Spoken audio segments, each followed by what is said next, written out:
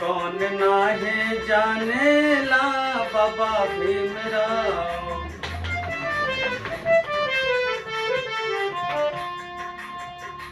कौन नाहे जानेला बाबा भीमराव, कौन नाहे जानेला बाबा भीमराव।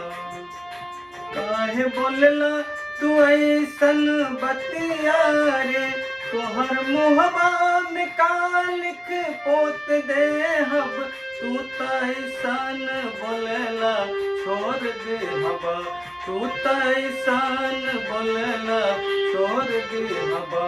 कौन नाही जानेला बाबा भीमराव।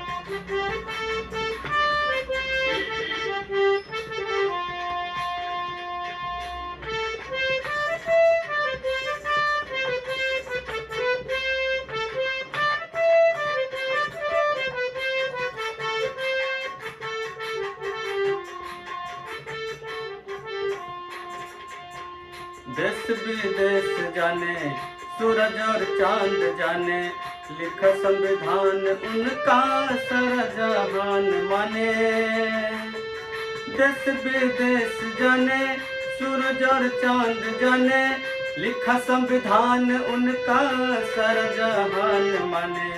देश विदेश जाने सूरज और चांद जाने, लिखा संविधान उनका सारा जहान माने। तू तो विदेशी बंदा, तू का बाबा को जाने, उनके संविधान पर तो सारा जहान चले। तू तो विदेशी बंदा, तू का बाबा को जाने, उनके संविधान पर तो सारा जहान चले।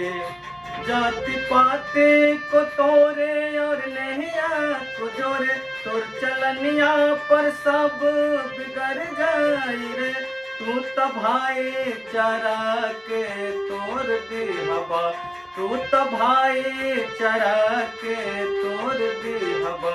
कौन नाही जानेला बाबा भीमराव, कौन नाही जानेला बाबा भीमराव।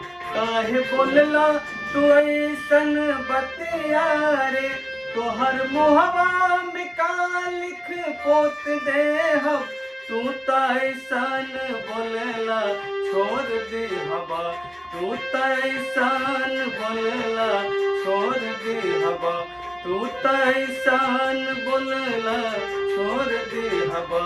कौन नाही जानेला बाबा भीमराव, कौन नाही जानेला बाबा भीमराव।